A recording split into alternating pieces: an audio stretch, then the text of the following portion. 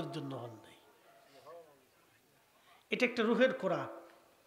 যে বান্দা অধিক পরিমাণে আল্লাহর ইবাদত করে তার রূহের খোরাকটা এত পরিমাণে বাড়ে যে তার শরীর নষ্ট হয় না, তার শরীরটাকে আল্লাহ উজালা নুরানি বানায় দেয়।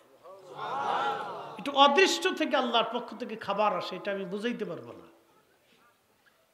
অদৃশ্য থেকে আল্লাহর পক্ষ থেকে খাবার আসে।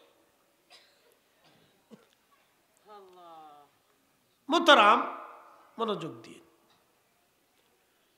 আমরা 40 বছর যদি জীবন হয় তাহলে 8 ঘন্টা করে যদি ঘুমে যায় তাহলে মানুষের জীবনের 24 ঘন্টার 8 ঘন্টা ঘুমে চলে গেছে। 40 বছর 60 বছরের জীবনের শুধু 20 বছর ঘুমে চলে যায়, বাকি থেকে আর 40। কেউ যদি 60 বছর জীবন পায় তো 40 বছর শুধু ঘুমে যায়, 20 বছর ঘুমে চলে যায়। কয় বছর যায়? 20 বছর শুধু ঘুমে চলে যায়, আর বাকি থাকে কয় বছর? 20 বছর, 40 বছর। এই 40 বছরের তার একটা দীর্ঘ সময় চলে যায় সাংসারিক ঝামেলায়, বাজার সদাই, ব্যবসা বাণিজ্য, ছেলে মেয়ে, নাতি নাতকুর, কেউ কাউ ঘেউ ঘেউ, অশান্তি বিশৃঙ্খলা, সমাজ রাষ্ট্র, এইটে সেটে বাদ বাকি জীবন চলে গেছে। বাকি 40 বছরের 16 আনার 15 আনা খালি সাংসারিক দুনিয়ার ঝামেলায় চলে যায়। 1 আনা,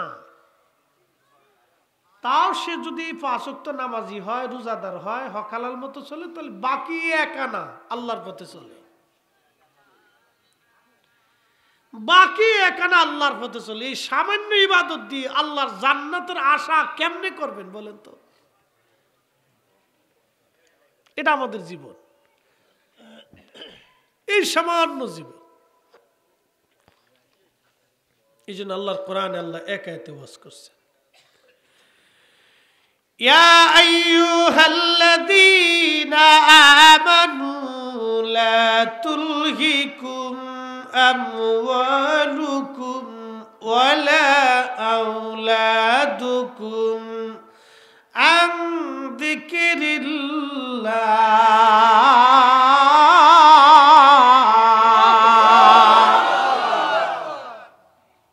কথা কার? আল্লাহ। হে ঈমানদার, হে ঈমানদার, আল্লাহ রাব্বুল আলামিন বলতেছেন সম্পদ এবং সন্তানের প্রেমে পড়ে, সন্তান এবং সম্পদের প্রেমে পড়ে তোমরা আমি আল্লাহর জিকির থেকে গাফেল হইও না, জিকির থেকে গাফেল হইও না। কত বড় ভুল আমরা করতেছি, হিসাব কষলে আপনার শরীর হিম হয়ে আসবে। আমি এদিকে আর যাব না, শেষ যেখানে রাখছিলাম কবরের যাত্রা। আহা মহাকাল, কতদিন। আল্লাহর কোরআন বলতেছে এইভাবে, জাযাউহুম ইনদা রাব্বিহিম জান্নাতু আদনিন তাজরি মিন তাহতিহাল আনহার।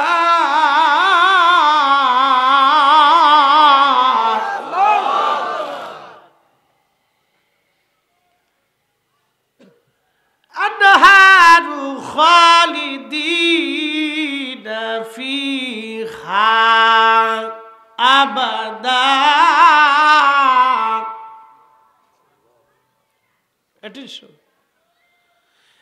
আল্লাহ ডাক দিয়ে বললেন, হে ঈমানদার, তোমাদের জন্য একটা জান্নাত আমি বানাইলাম, নহর প্রবাহিত হবে, খুবই সুন্দর। কোন চোখ কোনদিন সেটা দেখে নাই, কোন হৃদয় অনুভব করে না, এত সুন্দর জান্নাত তোমাদের জন্য বানাইছি। ঈমানদার, কতদিন এই জান্নাতে থাকবা জানোনি? খালিদিনা ফিহা আবাদা, চিরদিন চিরদিন। যেই দিনের শুরু হবে আর কোনোদিন শেষ হবে না, যেই দিনের শুরু হবে আর কোনো দিন শেষ হবে না। এটার নাম মহাকাল, চিরদিন, যে কালের কোনো শেষ নাই, যে কালের কোনো শেষ হবে না। বুঝতে পারছেন যে জীবনের আর কোনো শেষ নাই। এই জীবনের জন্য আমি কি পাথা সংগ্রহ করেছি, কি নামাজ জোগাড় করেছি, কি রোজা জোগাড় করছি, কি হক হালাল জোগাড় করছি, এতটুকু চিন্তা করলে হয়ে যাবে। এই জীবনের জন্য আমি কি করছি। প্রিয় উপস্থিতি, শুধু এতটুকু চিন্তা আপনাদের মগজে ঢুকাই দিলাম। এই জীবনের জন্য আমরা কি করছি, কি এমন ইবাদত, তাহাজ্জুদ, জিকির ফিকির আমরা জোগাড় করলাম। এই বিরাট জীবনের জন্য আমরা কি করছি, কিচ্ছু করতে পারিনি। এই জন্য আমাদের উচিত কি, নিজেকে আল্লাহর দিকে ঝুঁকিয়ে দেওয়া, তাসকিয়াতুন নফসে নিজের আপন পীর ও মুর্শিদের সব বাক্যগুলি মেনে নেওয়া। এশার নামাজের পরে কতবার দুরূদ শরীফ? জোরে বলতে হবে। এই 500 বার দুরূদ যদি আপনি পড়িয়ে কবরে যান, কি লাভ হবে একটু শোনাই দিয়ে যাই। আল্লাহ রাসূল বলেছেন, মান সাল্লা ফি ইয়াউমিন আলফা মাররা, যে ব্যক্তি প্রত্যেক দিন 1000 বার দুরূদ শরীফ পড়বে, লাম ইয়ামুত, তার মরণ হবে না, হাত্তা ইয়ারা মাকআদাহু মিনাল জান্নাহ, দুনিয়ার জগৎ থেকে সে জান্নাত না দেখা পর্যন্ত মৃত্যু আসবে না। একসাথে বলা যাবে সুবহানাল্লাহ। কত হাজার বার? 1000 বার। 1000 বার দুরূদ শরীফ যে পড়বে,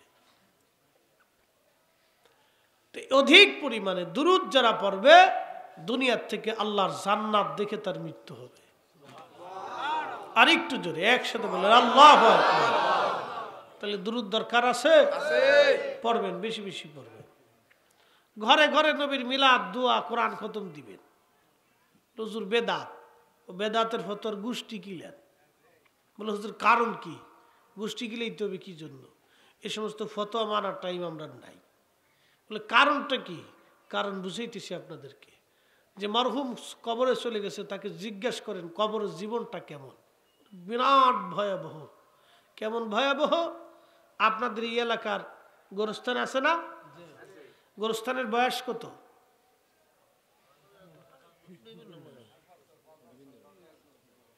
গোরস্থানের বয়স কত? আমি জিজ্ঞেস করছি গোরস্থান, গোরস্থানের এটা বয়স আছে না? কত বছর থেকে শুরু হয়েছে? কয়েকশো বছর আছে না এরকম গোরস্থান? 200 বছর আছে, 300 বছর আছে, আছে না এরকম? আছে। তো 200-300 বছরের গোরস্থান আছে। 200 বছর আগে যারে কবর দিছিল, তার কবর কোন জায়গা? অনেকের কবর ঠিক নাই, নিশ্চিহ্ন হয়ে গেছে। তাহলে বাকি 200 বছর পরে আমাদের কবর কোথায় হবে? কথা কর না কেন? ঠিক আছে? তাহলে দুনিয়ার তাকাব্বুরি করে লাভ নাই, ফারাফারি করে লাভ নাই, খুশাখুশি করে লাভ নাই, অন্যের জমি নষ্ট করে লাভ নাই, অন্যের ফসল নষ্ট করে লাভ নাই, মানুষের মনে দুঃখ দিয়েও লাভ নাই।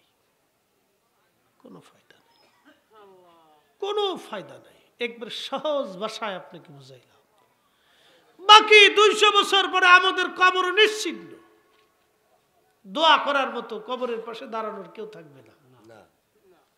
ছেলে নাই, মেয়ে নাই, নাতি নাতকুর কেউ নাই। আপনাকে যদি জিজ্ঞেস করি, দাদু এই আপনার দাদার বাপের নাম কি?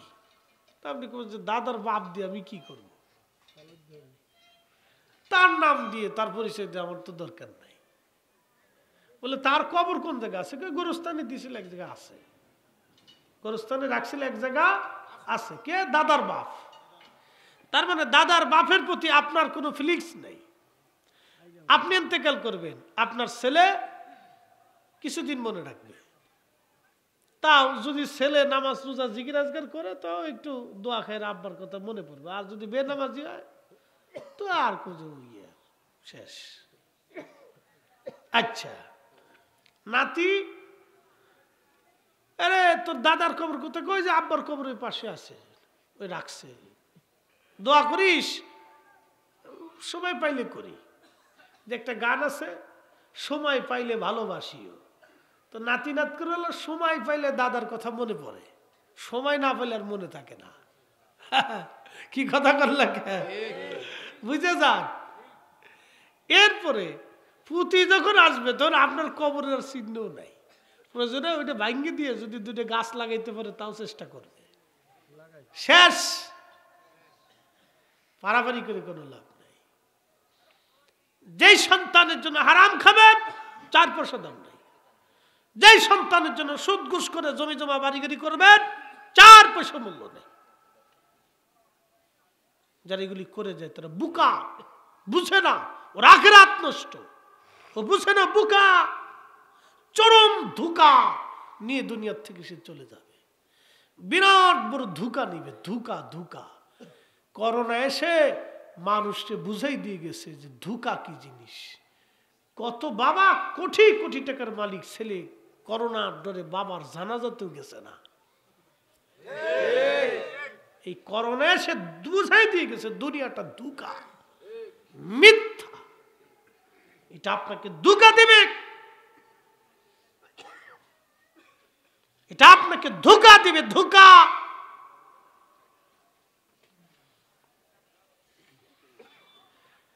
আমার ওয়াজ শেষ। হুজুর কেন বাড়িতে বাড়িতে মিলাদ পড়াবো, কোরআন খতম দিব? এজন্যই দিবেন, এ মানুষগুলি বহু বছর আগে কবরে চলে গেছে, তাদের দোয়া করার আর কেউ নাই। আপনি যখন আপনার মিলাদ কোরআন খতম দোয়াগুলি তাদের কবরে পৌঁছাবেন, ওই কবর থেকে তারা অত্যন্ত খুশি হয় এবং আনন্দিত হয়। এই জন্য আল্লাহ রসুল বলেন, নাহাইতুকুম আন জিয়ারাতিল কুবুর, কবর জিয়ারত নিষেধ করতাম, ফাজুরুহা, তোমরা অধিক পরিমাণে কবর জিয়ারত করো। কবরের পাশে দাঁড়াও, জিয়ারত করো তুমি কবর। এই জন্য আপনাদেরকে বলে দিয়ে যাই, ও পাথরঘাটাবাসী, আপনারা অধিক পরিমাণে কবর জিয়ারত করবেন এবং মরহুমদের জন্য আপনারা দোয়া করাবেন, যাতে কবর থেকে তারা কিছু দোয়া পেয়ে যায়। আওয়ালাদিন সলিহিন ইয়াদউ লাহু, নেক সন্তানের দোয়াগুলি বাবা মার কবরে পৌঁছায় যায়। আল্লাহ আমাদের প্রত্যেকের তাদের জন্য দোয়া করার তৌফিক দিক। আমরা সকলে আওয়াজ তুলে বলে আমিন। এসেছেন যত নবী সকলের ইমাম, সালাম নবী তোমায় হাজারো সালাম ইয়া নবী।